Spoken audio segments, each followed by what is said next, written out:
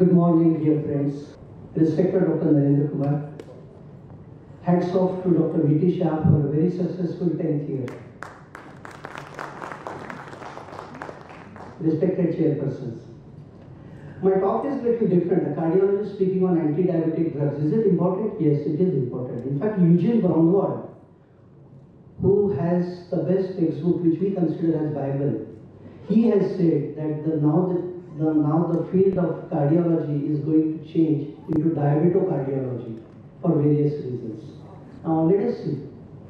This was the question which I liked the most, which Dr. V.T. Shah had put, that how to treat and how to start the topic. Now diabetes, all of you must have heard, is considered as the IHD equivalent. Now all of us know that when the heart attack used to in the general population, general community, when a person is afflicted with heart attack, he feels, oh gosh, I have a heart attack. The relatives feel that his life is limited and then he is likely to have very limited survival. But just look at that. If you see this heart attack and then he doesn't have a diabetes, the number of people dying are same as those people who have just diabetes and no heart attack. So diabetes is as harmful as heart attack. This was what was shown in the most commonly quoted East-West study, which came in 1998, and within 2 years there was an Oasis registry, and which also showed more or less the similarity. The third was immediately after that the heart failure, and in heart failure again you will see that the diabetic and then these heart failure patients are behaving same. So it's not that this heart attack and acute coronary syndrome and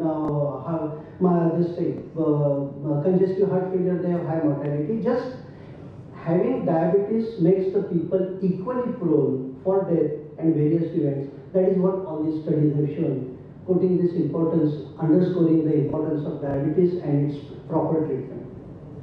These are the few facts which we should remember. That atherosclerotic disease occurs almost 2 decades, 1.5 decades earlier in diabetics, and 2/3 of the deaths in diabetics occur because of cardiovascular disease. In type 1 diabetes, which was concentrated in the earlier days, people used to be more concentrating on microvascular pathological events taking place in diabetes like retinopathy, nephropathy, so on and so forth.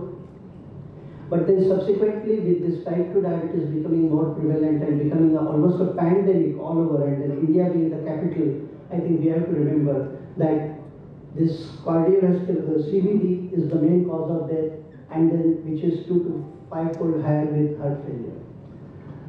Now, diabetes, all of us know that we judge with fasting postprandial sugar and then HbA1c, and then HbA1c in the general population, if you see, this is the curve. As it goes above 5.8, we call it as pre-diabetes, and beyond 6.4 diabetes, and then this is a normal curve and then survival. So right up to 4.5 of HbA1c, people are still safe. This is the Carson APs from this graph, which had come from the United States. So when the HbA1c drops down to even 4.5, in a natural population, in the epidemiological studies, it is safe. But in a diabetic person, if you treat the patient with medicines, see what happens. In this is the most commonly quoted study, this UKPDS. When the insulin was used, as soon as this HbA1c dropped below this 8, then people started dying. And when the oral drugs were used, they were little safer till 7. But then as the HbA1c below 7 was seen with hypoglycemia, hypoglycemic angina, myocardial infarction, so on and so forth, people started dying. So the normal population and diabetic population who are on treatment differs. And then that's why we have to know these different agents, because different agents give these different curves of mortality when we treat, just like hypertension.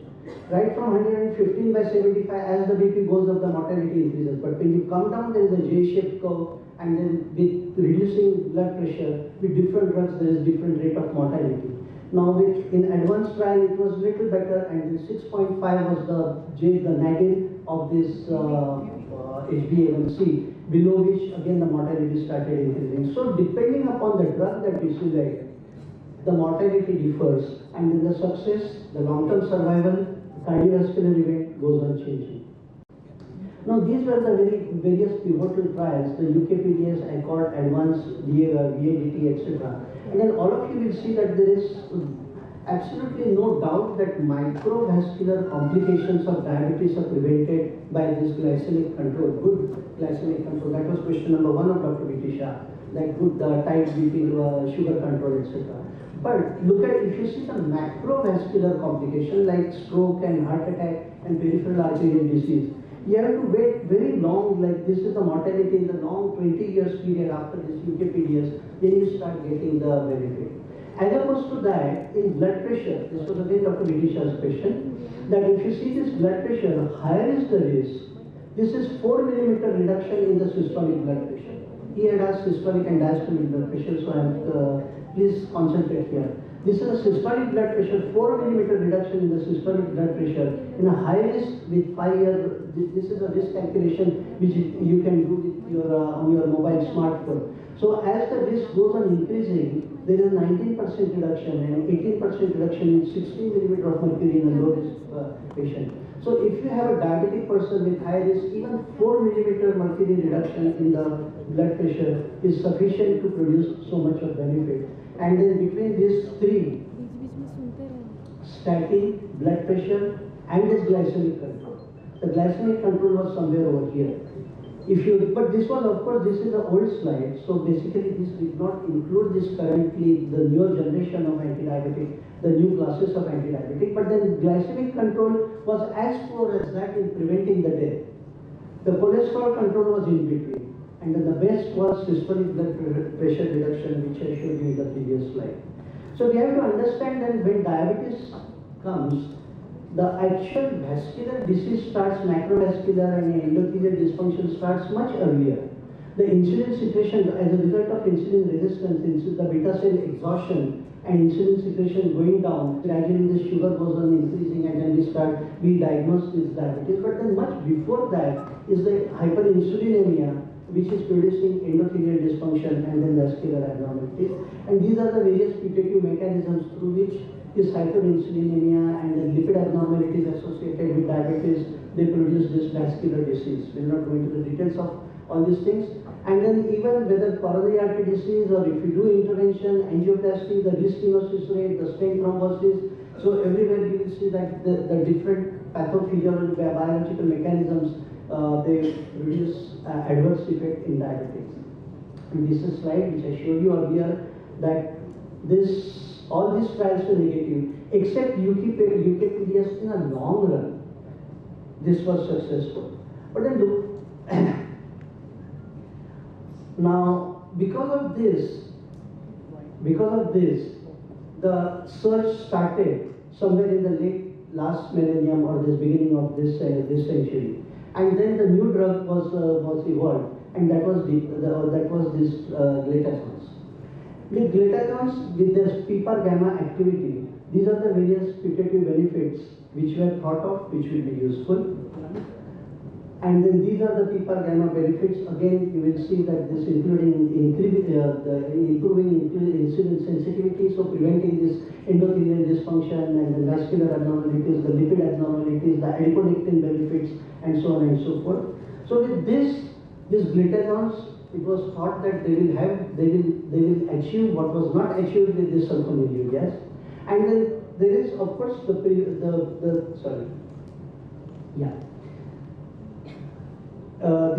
was this pioglitazone with proactive study, and then this study did show that glutazones are successful. As you can see here, the Kaplan-Meier curve with this mortality and various hard event rate, they did separate with these glutazones.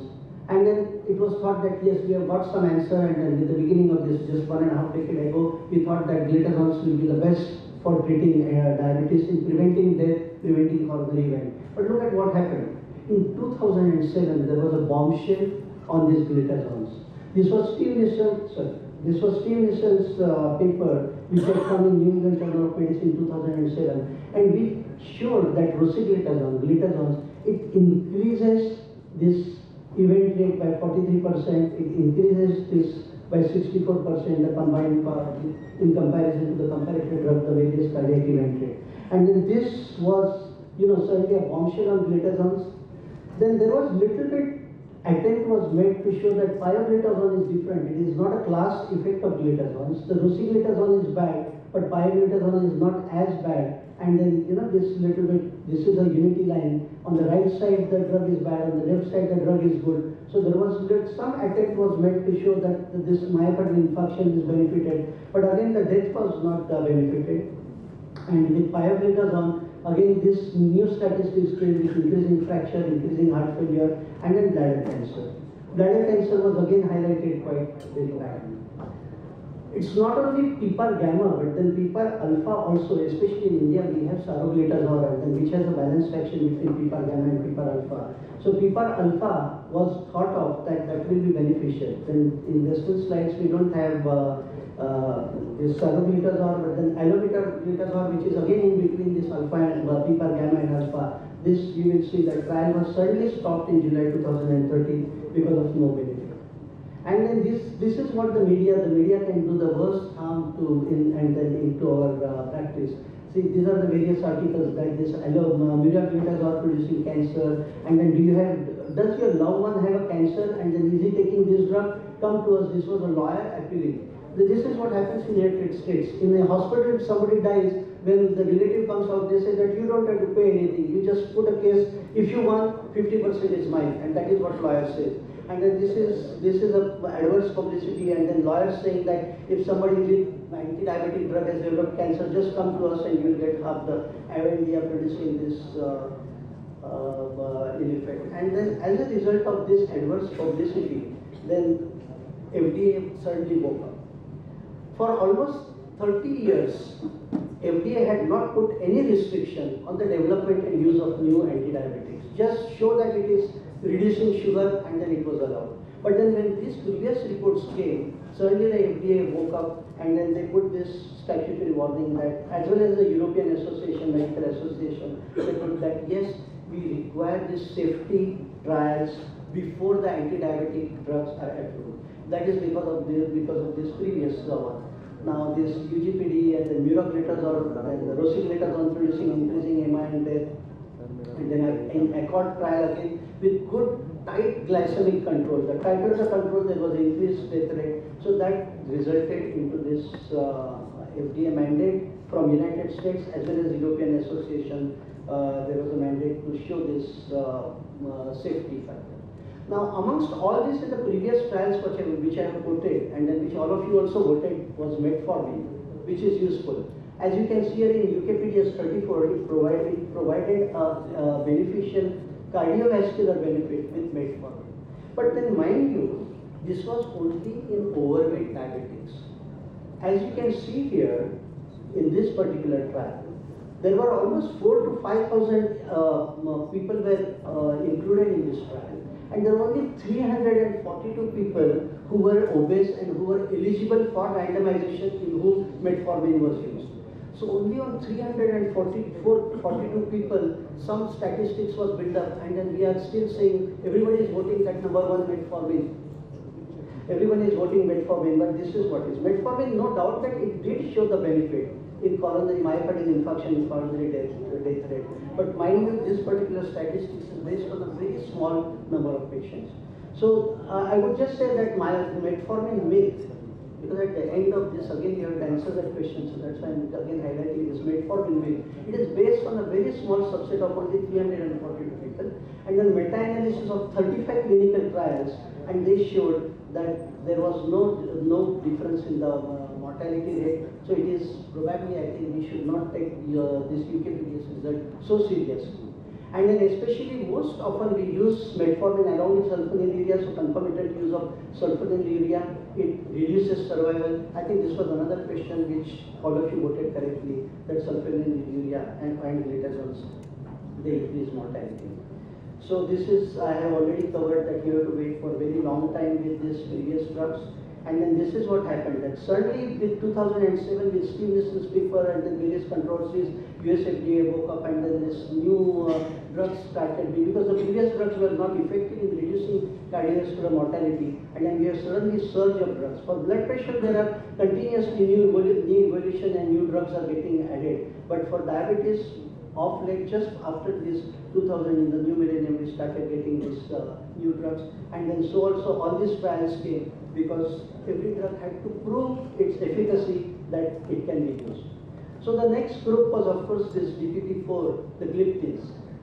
In gliptins, this saxagliptin, alogliptin and the sitagliptin. Sitagliptin is more commonly sitagliptin, vildagliptin and linagliptin. These are the three which we are commonly using. And then with this, again you will see there's various trials. The HbA1c, there was no question that it was reduced very effectively. All throughout the trial, there was good tight control, there was good control. But then if you see this benefit in terms of this various cardiovascular event rate, there is no difference. But then still at least this gliptin started saying we are not as bad as the previous drugs. Sulfonylureas used to increase the death rate. This glitazones again increase this myocardial infarction and then this. But at least we are equal, we are non-inferior. And then especially amongst that, this is with alogliptin, this is with alogliptin and saxagliptin that combined. And then this is with TCOS. So TCOS was better because as I told you, that this favors the treatment and then this is placebo is better. So with saxagliptin and alogliptin, they did not favor, they were not as good, but then TCOS was equal on the equity line with placebo. So then it was considered as a non-inferiority trial. That it is, yes, we can use it, it will reduce sugar, it will reduce angiopathy, but then for cardiovascular benefit, it is neutral. So this is what the results were so far with all these previous trials with gliptins, and in this we'll highlight a little later. I will come to that gliptins a little later. So as a result of it, you will see that this epidemiologically, if you see this diabetics and non-diabetics, there was reduction in the death rate with this evolution of new drugs. But then this was going parallel to the development of statin and the BP treatment. But then if you see the diabetic people, the same gradient was seen. So diabetic people were not beneficial when getting benefited by sugar control and then by good diabetic medicines. This was what was, I think, I would conclude from the previous slide. And then that's why these new drugs, the new evolution of new drugs came, and then we'll go into that.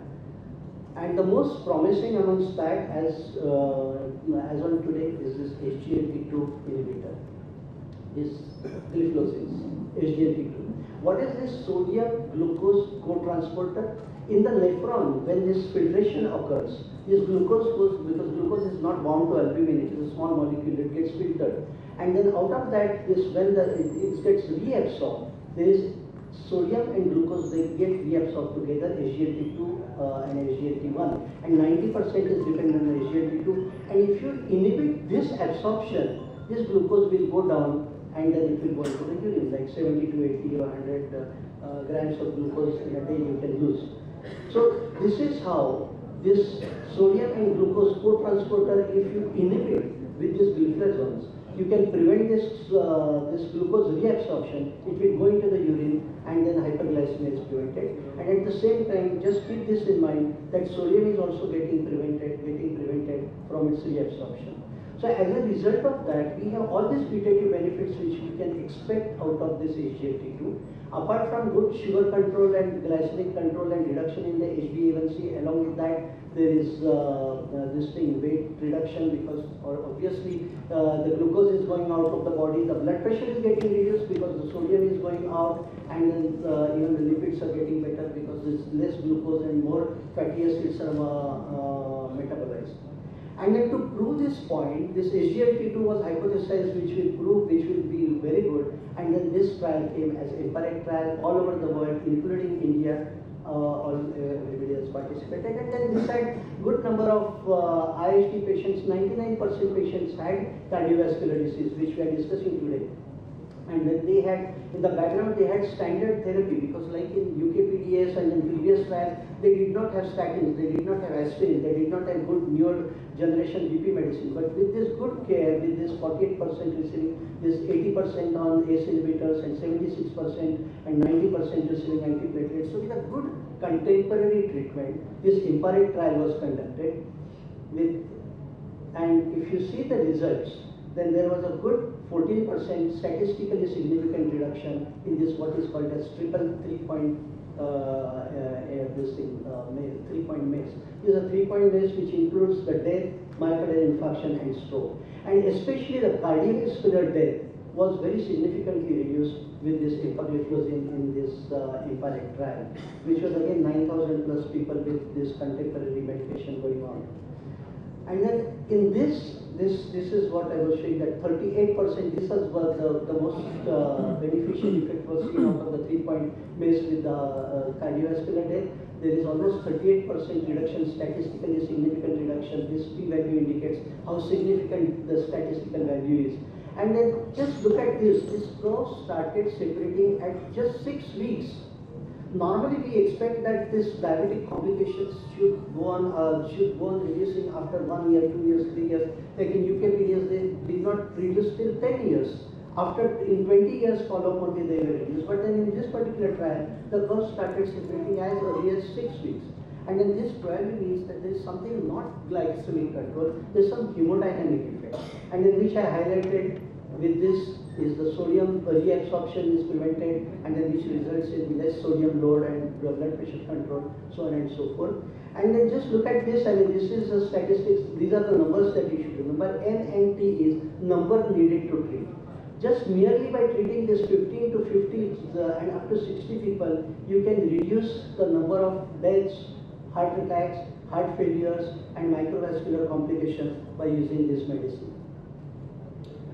Heart failure, again there is 35% reduction, and then especially in heart failure, diabetes is very important in Asians. As you can see here, in Asians, the heart failure, everywhere, the diabetics are more.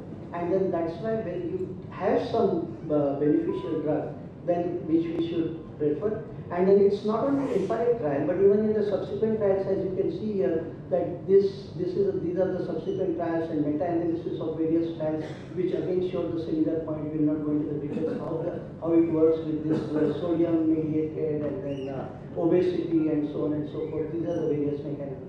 So this is the meta-analysis result with 8 trials, more than 11,000 people, and again showing the same result, the pooled analysis with reduction in the death rate, this heart failure. These are the putative mechanisms through which it works, which we have already discussed in the previous slide.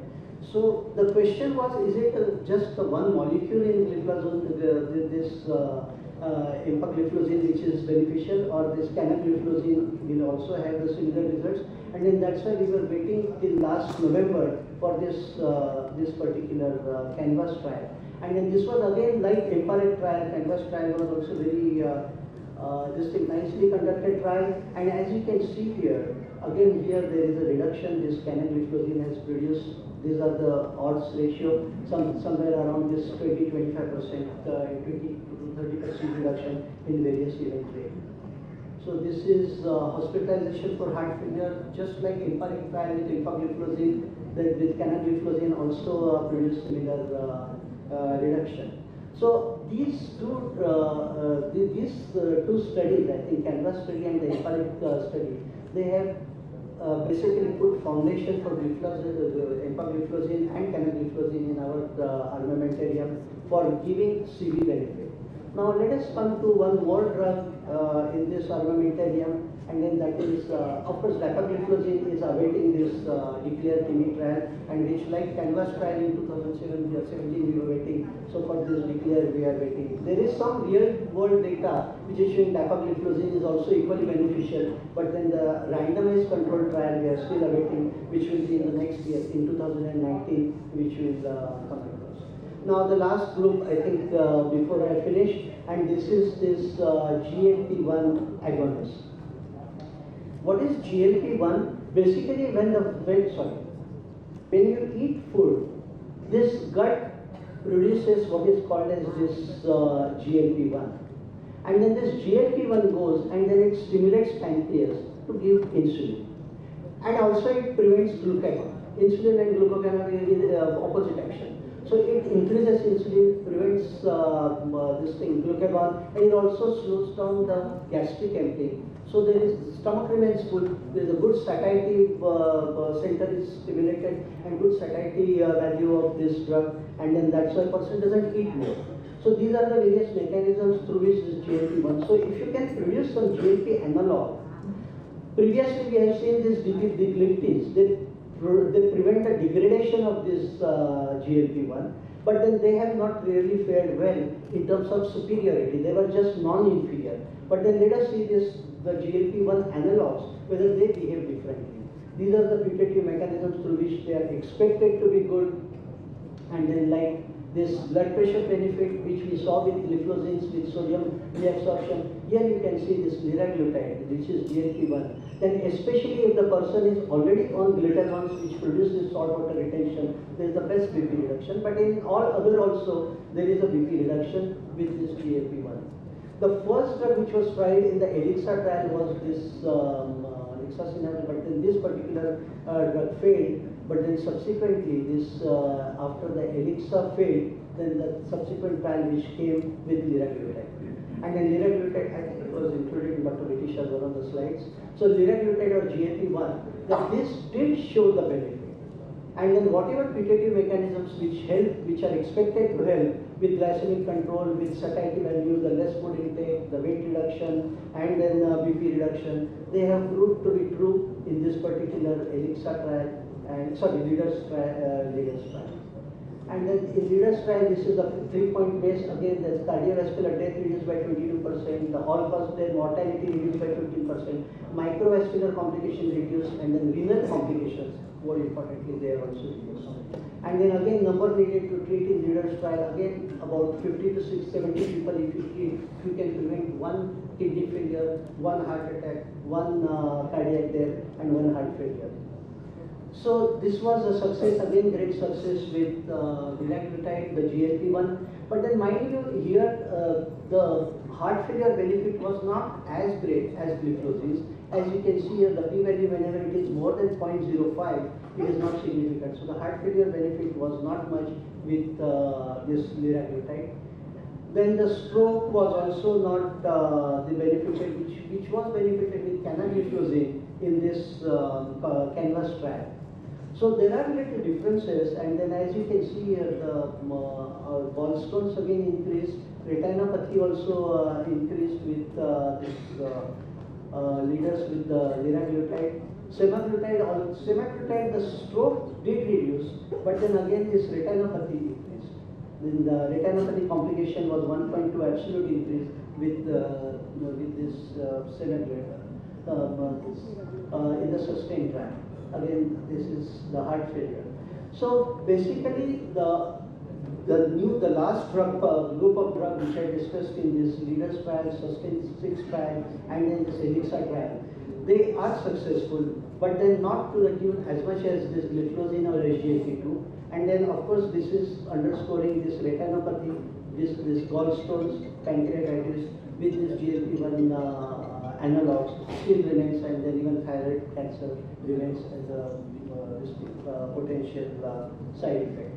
So I think this is all that I have covered in this various the new trials with epagliflozin, leaders trial, sustain trial, the best being this canvas and then the EPARET showing this 35%, 25% reduction, and then the leaders trial again showing 22% reduction, but then on some fronts it did not fare as well. So this is the summary of all these trials, which I think we should know only wow trials. The wow trial, the liraglutide, and then this epagliflozin and canagliflozin canvas trial, then they have shown the real benefit in terms of cardiovascular prevention. So this is the mortality benefit with this newer anti-diabetic drugs on the top of current medicine.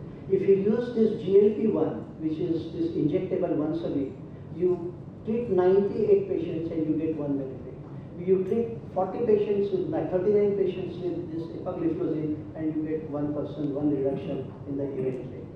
So if you put this gliflozins over and above this rest of the armamentarium, this ARBs, ACE inhibitors, mineralocorticoid blockers, beta blockers, it is as powerful as that in reducing this various cardiac event rate.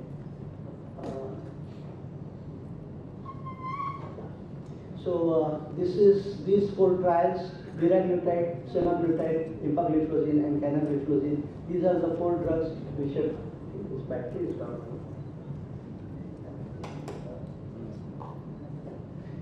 This is the second last slide. So the current guidelines, if you see this in Canada, in United States, the American Diabetic Association, and then various, see all of them have put that metformin first, but then again mind you that this is based on a very small statistics of 342 people. But basically because being cheap and then still there is no other outcome trial with metformin, still we consider that and then in India with obesity, central obesity, we have to still consider empagliflozin first, and then metformin first, and then these two the costly drugs like empagliflozin and liraglutide. Same in American Diabetic Association, and then same has come in this various international, including our Indian guidelines. So in conclusion, the regulatory guidelines changed dramatically, and now we can say, I think this is the last. So with these trials, we have now sufficient data to say that all the previous medications, they were either increasing mortality or they were neutral.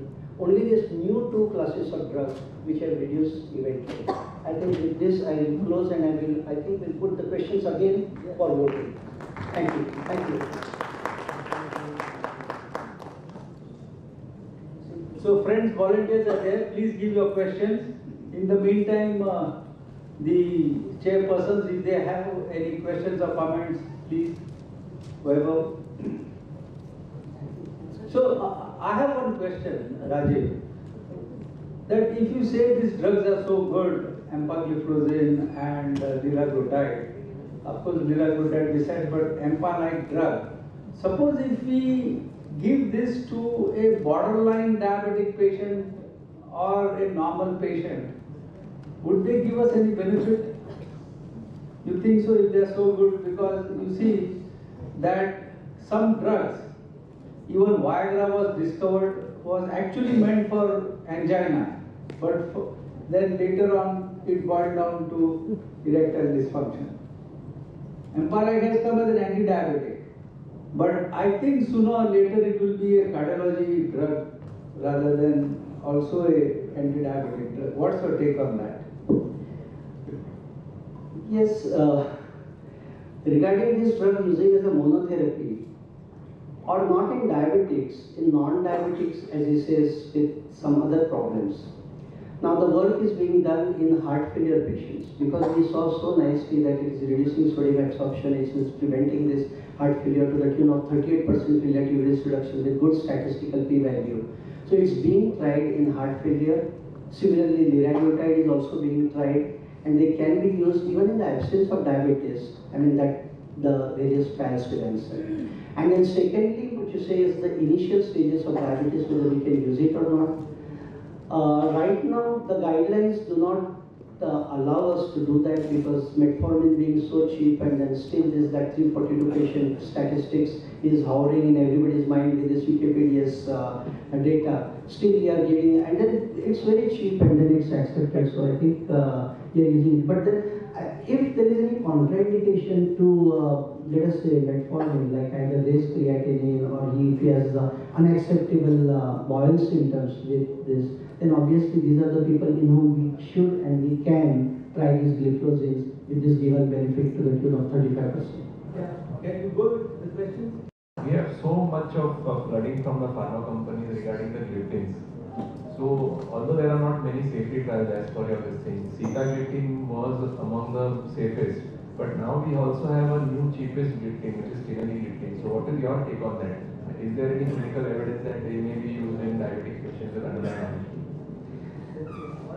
Yeah, as I showed in my slides, the gliptins, when they came with, they thought that they will do the good, because they just prevent degradation of GLP-1, and GLP-1 is a physiological stimulus. Whatever that is not natural, what is synthetic, and which is stimulating beta cells and exhausting beta cells is harmful. That is what we had seen in sulfonylurea. But then this just prevents this GLP-1 destruction, and it's a physiological in response to glucose. The GLP-1 is getting accumulated, they are getting further enhanced, the GLP-1 activity. So it was thought. But then the trials did not support that. They just, at the most, they said that they are not inferior. The non-inferiority criteria was met with, but superiority criteria is met only with these newer drugs. And your question regarding this teneligliptin, the Japanese molecule, yes, it is cheap and then available. It will reduce. So as non-inferiority, I mean, as a to add the armamentarium, we are using it. Everybody is using it. But then in terms of the cardiovascular benefit and superiority, it doesn't have any trial, any outcome trial. And I think Japanese do not like to do any outcome trial because they just prove the drug is effective and they start, whether it is calcium channel, the CCBs or this, they just discover and they start using it. Yeah, please read the questions, and if the answers are already given, don't repeat the same questions. No, there are a couple of good questions being asked over here. So we are just selecting the best among them. There is one, if I may Yes, say. please. This is from Dr. Anil Malani. In a diabetic patient with CKD, would it improve the cardiovascular outcome better if we use SGLT inhibitor? And what is the eGFR cutoff? I think this is not being covered in our topic. So what is your take on that? Do we have a diabetologist? I would like in Kaun Banega Crorepati, I would like. Dr. Ponde would answer that. Yesterday only we had a huge discussion on anti-diabetic drugs somewhere else, and we had 3 nephrologists and a couple of endocrinologists and a couple of cardiologists as well. The SGLT2 inhibitors act on the level of proximal converted tissue for preventing glucose reabsorption, and the cutoff in the international trials eGFR cutoff is 45. Below 45 eGFR they are not supposed to be used, and there is no data available. There are 2 renal outcome trials going on with canagliflozin in renal impaired patients with an eGFR between 30 and 45, and those trials will be out by 2022. Until that time, we should not be using. We really should not be using these drugs because we don't know the data and we don't know what will happen. At the same time, whatever the data is available with canagliflozin and empagliflozin in renal outcomes, the CANVAS renal trial has shown that even when you use these canagliflozin between the GFR of 50 to 45 or 60 to 45, stage 2 CKD as we call it, there is an improvement in renal outcome, there is a reduction in microalbuminuria, and also the eGFR decline as compared to head-on trial with glimepiride, head-on comparison is much better result at the end of 7 years. So that. The CANVAS trial did show the benefit in terms of renal outcome. So canagliflozin, especially between the two, I think if the person has this between this eGFR between this 45 to 60, as Ponde has rightly pointed out, that canagliflozin would be probably the molecule of choice. Sir, now there are some practical questions which have been asked by a few doctors. Very practical questions. So first one is that a newly diagnosed diabetes, if does not have any comorbidities, then what should be the first line of anti-diabetic, if not metformin? I would like to ask, this is a very good question, but the name of the doctor is not written. Please mention your Please name. mention. Everybody will claim, don't ask. No, this deserves the prize, that is why, but the doctor is not written the name. Yeah, this is Dr. Bharti Desai. Dr. Desai? Yeah. See, basically, if obviously, I presume he is underweight, overweight, or whatever. No comorbidities, just No, so non-obese person and diabetic. There are no comorbidities. I think given the statistics, if this metformin is contraindicated, then we did say that this empagliflozin is good, but then even the guidelines also mention the same thing. So I would use empagliflozin if the finance permits. I hope you are satisfied. Yeah, next. Yes, the role of insulin has not been discussed clearly in preventing CV outcomes, and also how early to start insulin in a patient. Insulin, I have not included because none of the trials have shown benefit so far. In fact, it increases weight, and then the earlier trials have omitted because I wanted to cover the second half of this new millennium and the new trials. But then, if you divide this anti-diabetics, the insulin providers and insulin sensitizers, and third is totally different, this SGLT2. The insulin providers have failed all through, whether it is insulin, whether it is all different kinds of insulin, whether it is sulfonylurea, the insulinotropic drugs, or all of them have failed miserably. In fact, they increase this sulfonylurea increase mortality, and so also this insulin has been unsuccessful. So that's why I have not covered it. And one last question. This has already been discussed, but still, if you would highlight it again, that can aggressive glucose lowering be harmful in a patient of diabetes with ischemic heart disease? Can aggressive lowering of sugars be harmful? Already a ischemic heart disease patient.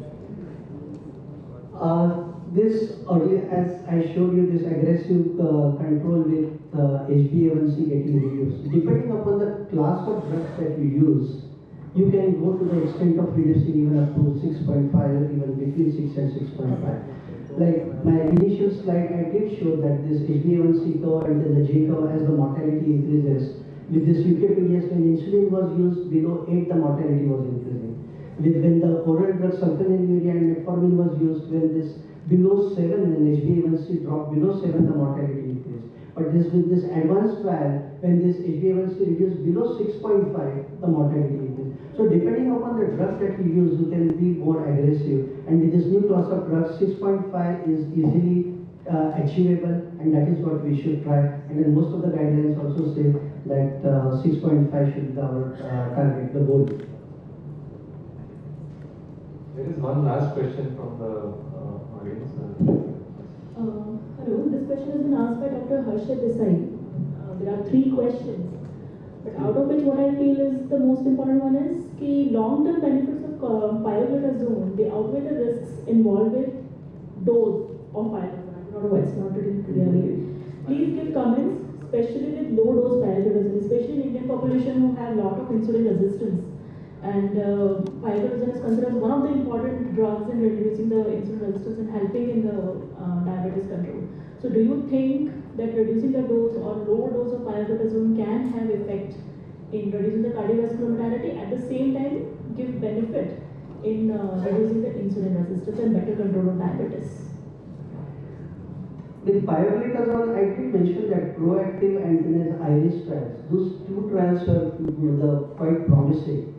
But then if you see the subsequent trials, it did not prove. And then the side effect profile with the fractures, with the gallstones, with congestive heart failure, salt and water retention, the weight gain, with all these side effects, pioglitazone is not again coming as a monotherapy or as a chief molecule. But then of course we can use it as an add-on to have the better control, glycemic control in this combination armamentarium. But as a monotherapy, I wouldn't suggest that.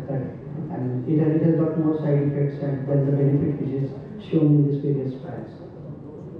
So we again thank Dr. Rajiv Karnik for a very lucid presentation on diabetes. He has given an excellent insight on all the new